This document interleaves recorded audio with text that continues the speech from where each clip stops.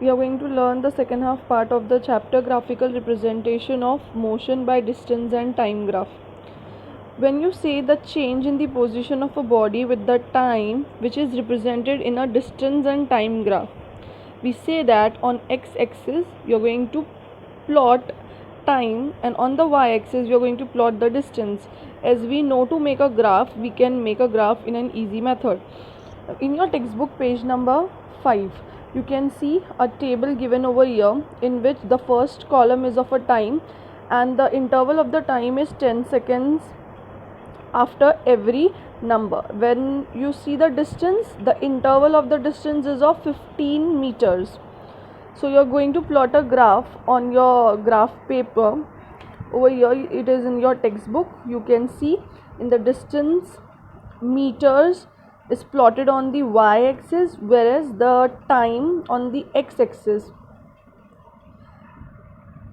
The scale used over here on the x-axis of 1 centimeter is 10 seconds, whereas if you see the distance on the y-axis of 1 centimeter is 20 meters.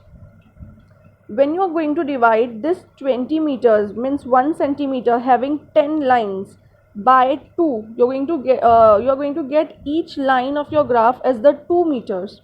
So you're going to plot it according to it.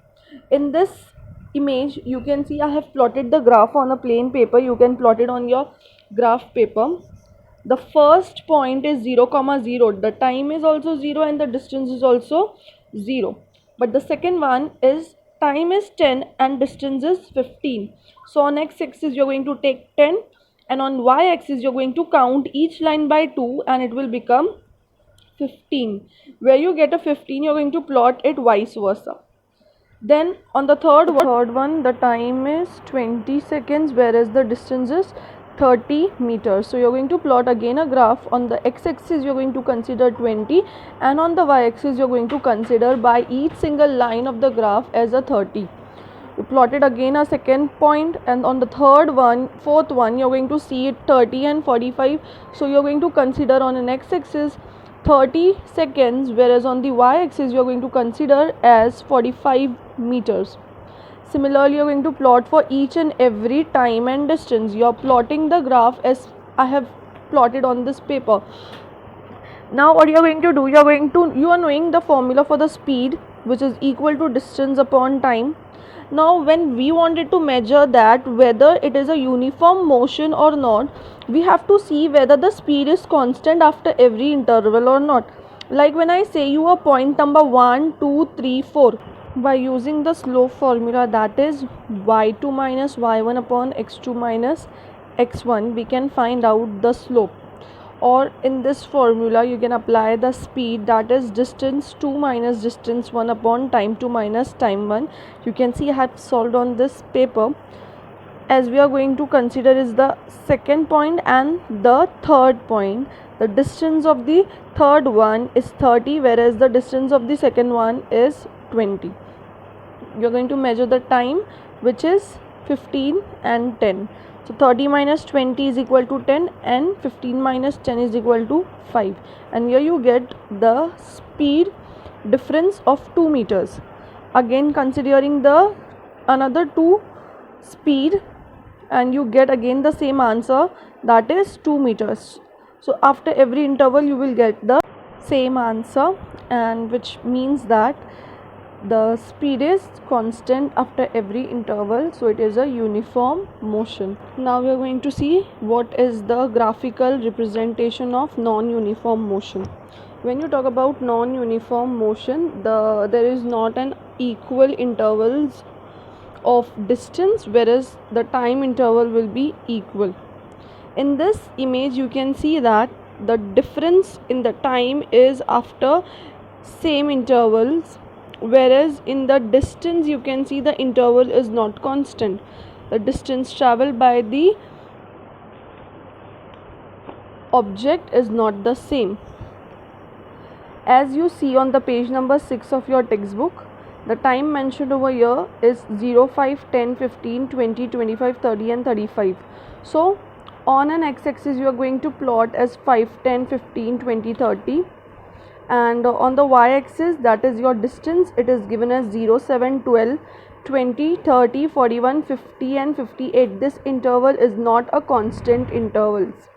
So you have to plot it an even number, which is 0, 10, 20, 30, 40 after every centimeters. Then each line will become as 1 centimeter. So when you're going to plot it, it will become 0, 0. Then second one will become 5, 7. Third one will become 10, 12. It will become fourth will become 15, 20, and like that you have to plot the graph on your page number 6. The curve that you're going to get, the curve or the point which you are going to join, you're going to get in a steep manner. It is not a straight line. So when you get it in a steep manner, it shows that there is a gradation in the distance and time graph, and you cannot see the speed will be different in after every intervals. Like when you are going to subtract 12 minus 7 and 10 minus 5, you're going to get 5 upon 5. But when you're going to subtract 20 minus 12 and 15 up minus 10, you're going to get 8 upon 5. So over here the speed is not constant. You call it non-uniform motion. So in a graphical method, to identify whether the motion is uniform or non-uniform, you have to see the slope which you are drawing on the graph after plotting the point. If the slope is straight or showing a straight line, it is a uniform motion.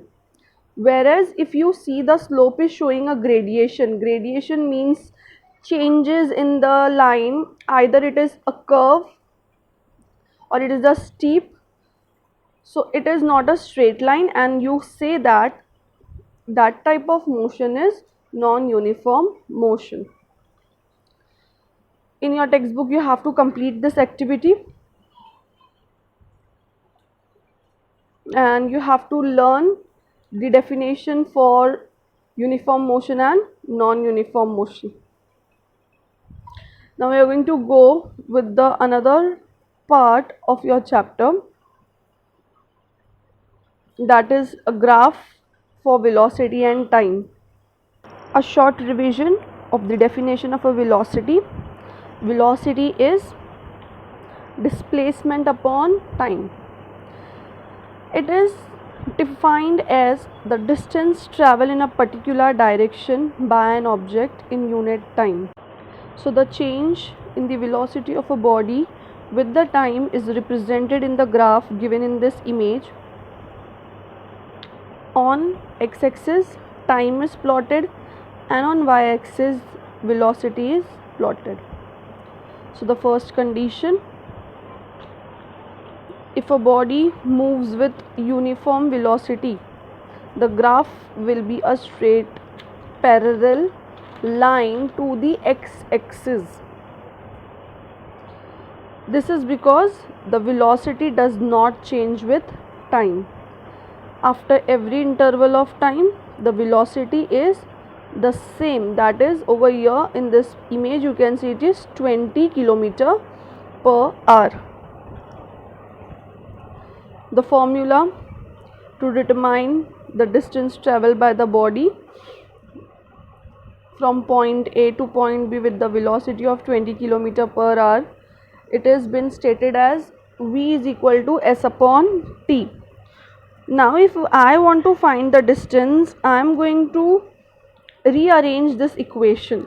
I am going to keep S on the same place, whereas I am going to take the T from the denominator to the other side of the is equal to sign, and when it will go towards that side, it will turn into multiplication instead of division.